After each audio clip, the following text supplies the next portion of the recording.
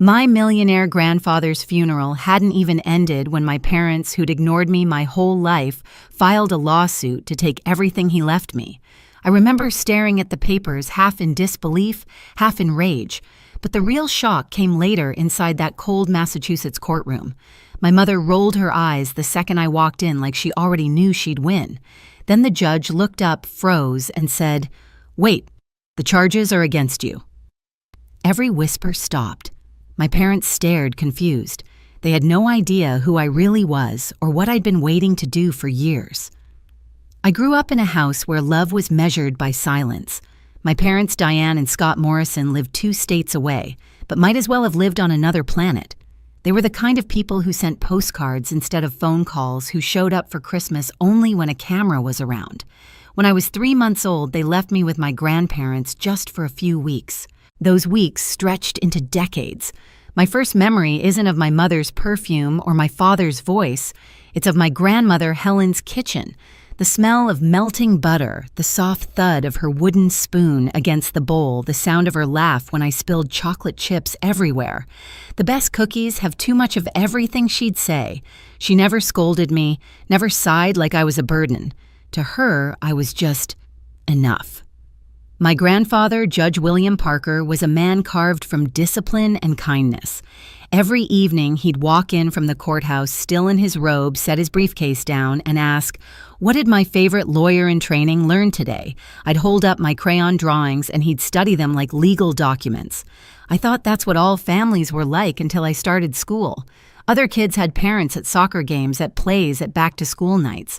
I had 2 empty chairs and a grandmother waving twice as loud to make up for it.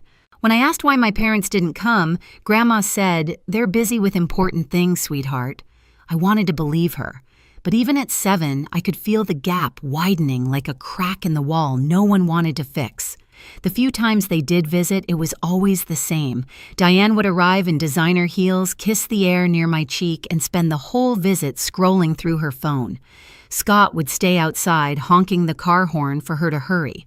I learned early that pretending was their favorite family tradition, but my grandparents never spoke badly of them. Grandpa used to say, "Justice isn't about revenge, Ava. It's about showing up." And he showed up for every scraped knee, every science fair, every graduation photo. When kids at school talked about inheritance or family businesses, I didn't think about money. I thought about his voice reading bedtime stories from law journals, the steady hum of the old heater in his office, and the way his eyes softened when Grandma laughed. Looking back, I see it clearly now. Love was presence, not promise. An absence was a choice. So when he died, when the will revealed he'd left everything to me, it wasn't greed that made my parents furious. It was exposure. The money didn't humiliate them. The truth did. And they'd rather destroy me than face what they'd done. The first crack appeared on a gray Thanksgiving morning when I was 18. I'd driven home from college to surprise Grandma. She was in the garden knees in the dirt planting tulip bulbs, even though the ground was half frozen. "Spring's worth the wait," she smiled. By sunset, she was gone, collapsed between the flower beds she loved. I found Grandpa sitting there hours later, still holding her gardening gloves. He didn't cry, he just stared at the soil, whispering her name like it might answer back. We buried her 3 days later. My parents showed up late left before the reception and never called after. That was the day I stopped making excuses for them. After that, Sundays became sacred. Grandpa and I cooked together his famous pot roast, my burnt cookies, and talked about law truth and how people hide behind appearances. He told me the law reveals who people really are, Ava. It strips away performance. I didn't know then how literal that lesson would become. Years passed. I graduated law school, became a prosecutor, and Grandpa watched every milestone with the same quiet pride. My parents sent a 2-line card, "Good job. Proud of you." That was their version of love. Then, at 87, Grandpa died in his sleep. The house felt colder without him, like the walls missed his voice. At the reading of his will, I expected maybe his books, his watch, something sentimental. Instead, the lawyer handed me everything: the Brookline house, his savings investments, over $3 million in total, and a sealed letter addressed only to me. It said, "You earned this not by blood, but by presence." I remember clutching that letter so tightly my hands shook. Finally, validation, not wealth truth. But then came the storm. 30 days later, Thomas, my colleague and closest friend, called from his office. His voice was careful, too careful. "They filed Ava. Filed what, your parents? They're suing, claiming undue influence." I actually laughed. "They think I manipulated him. They're accusing you of controlling an old man for his money." That laughter turned into something sharp in my throat. Of course they were. Of course. That night, I drove to Brookline, unlocked Grandpa's study, and found a folder labeled simply Payments.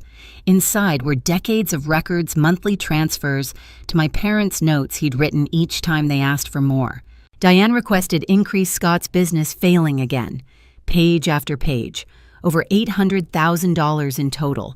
He'd known this day might come. He'd prepared me for it.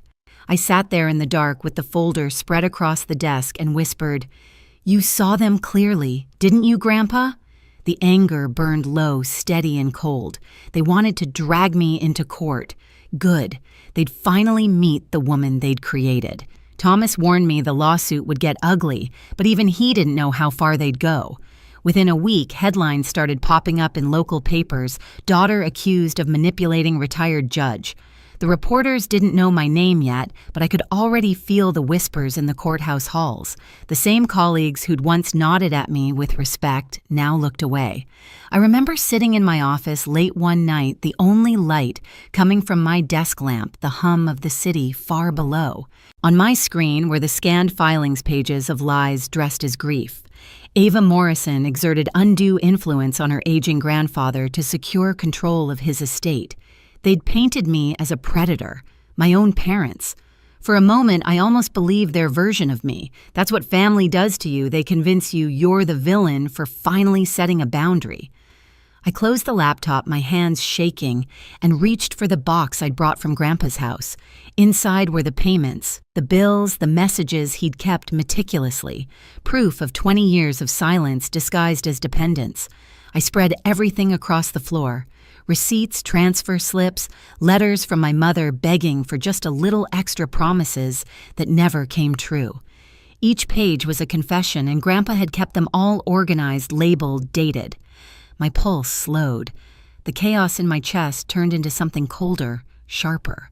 When Thomas came by the next morning, he found me sitting on the floor, surrounded by stacks of evidence. "I guess we're going to war," I said quietly. He looked around at the papers, then at me. "You really want to do this?" "I don't want to," I said, "but they do. I'm just giving them what they asked for." That week, we built our case piece by piece. Witnesses, timelines, copies of every transfer, Grandpa's handwritten notes, his emails, his medical checkups, proving he was clear-minded until the end. It wasn't revenge, it was precision. The kind of justice he taught me to believe in. Still, the nights were the hardest. Some part of me, the daughter part, still wanted them to stop, to apologize, to remember that I was their child. But that hope had died a long time ago, somewhere between unanswered birthday cards and forgotten graduations. By the time the trial date arrived, the fear was gone. In its place was something steadier, resolve. They'd wanted to face me in court. They just didn't realize whose courtroom they were walking into. The morning of the hearing, Boston was covered in sleet. The streets shimmered like broken glass, and my reflection in the courthouse window looked more like a stranger than a daughter. Inside, the marble floor echoed with every step I took, deliberate, steady. I could feel the eyes on me, the whispers. That's her, the granddaughter, the one being sued. When I pushed open the courtroom doors, the air was thick with perfume and tension. My mother sat in the front row, hair immaculate, lips painted soft pink, the kind of color meant to say innocent. She glanced up, saw me, and rolled her eyes. A long practiced roll, the same one she'd used when I was 6, and spilled juice on her designer coat. My father stared at the floor like a man hoping invisibility might save him. Then Judge Brennan looked up. For a second, his face was blank, just another case. And then his eyes froze, recognition washing over him. "Wait, the charges are against you," he said aloud before catching himself. The courtroom stilled. Even my mother stopped pretending. He cleared his throat, adjusted his glasses. "Proceed." Palmer, their attorney, stood up first. Smooth voice, theatrical gestures. I'd seen his type in court 100 times, the kind that thinks charm can rewrite facts. "Your Honor," he began, "this case is a tragedy. A devoted daughter unfairly cut out of her father's will by a manipulative granddaughter who exploited an elderly man's grief." He gestured toward my mother. Diane dabbed at her eyes with a tissue she'd probably chosen to match her outfit. Judge Parker adored his daughter. Palmer continued, but in his final years he was vulnerable, confused, and isolated. My client, Mrs. Morrison, was denied the chance to reconcile. Instead, her father's estate was unjustly diverted.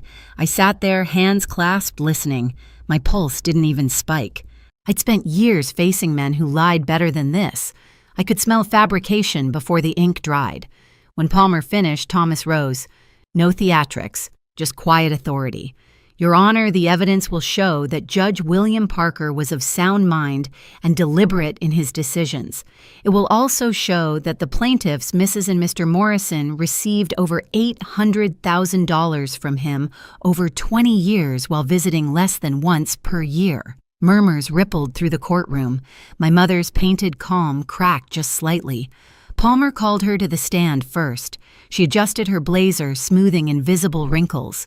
"He was everything to me," she began, voice trembling, just enough to sound rehearsed. "I love my father dearly.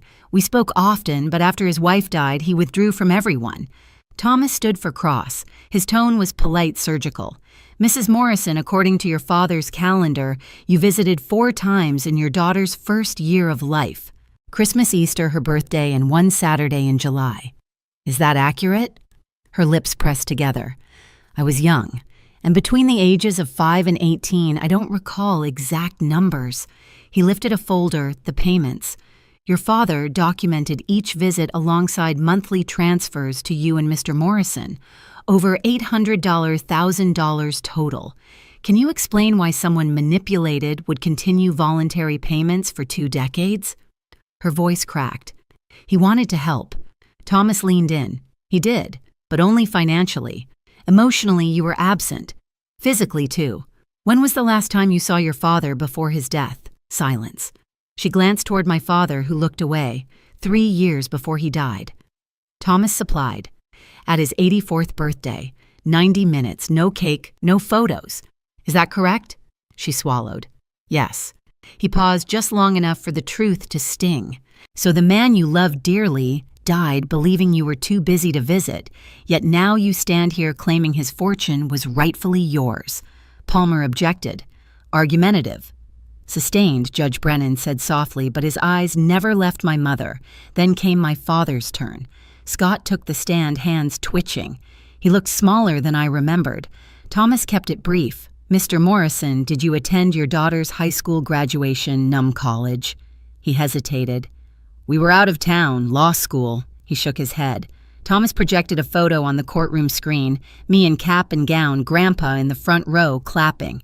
The silence was heavy. "You weren't there," Thomas said, "but he was."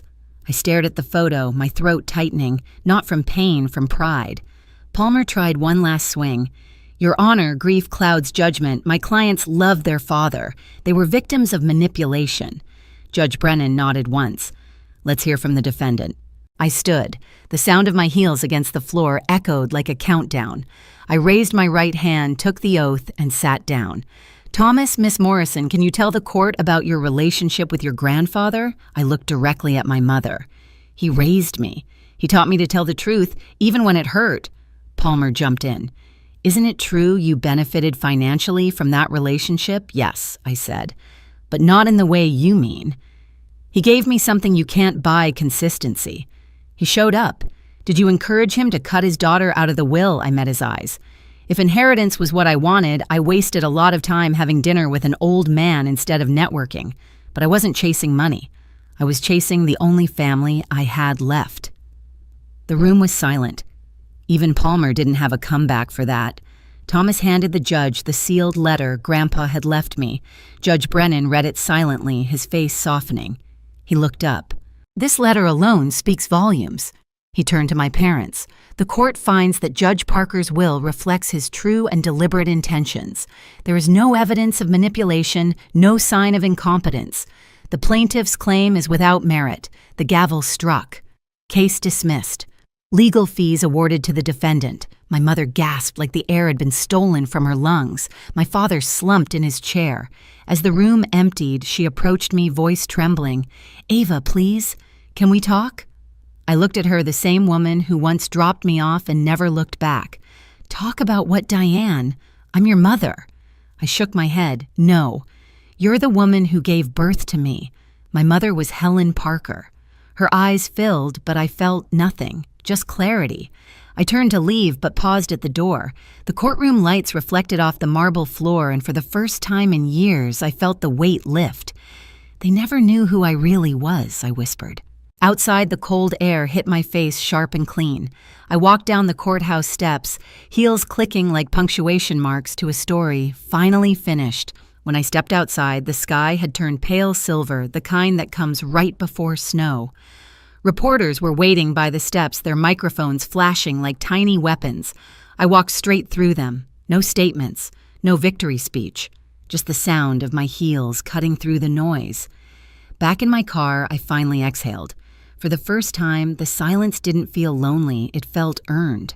Grandpa used to say, justice was slow, but it always arrived on time. He was right. It just took 32 years. The weeks after the trial were quiet. My parents disappeared from every headline from my life, from everything. No calls, no apologies, only silence, the language they'd always spoken best. But this time, it didn't sting. 3 years later, I stood behind the same bench my grandfather once presided over, now wearing his robe. Judge Ava Morrison, 39 youngest in Massachusetts history. On my first day, I touched the wooden gavel he'd left me and whispered, "We made it, Grandpa."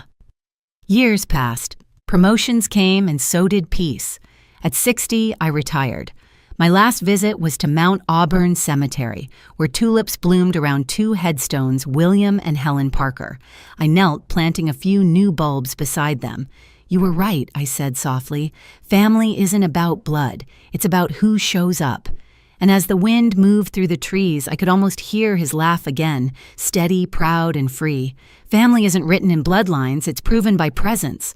I learned that too late to save my parents, but just in time to save myself. If you've ever had to stand up to people who were supposed to love you, tell me your story below. And don't forget to subscribe. More truths are coming.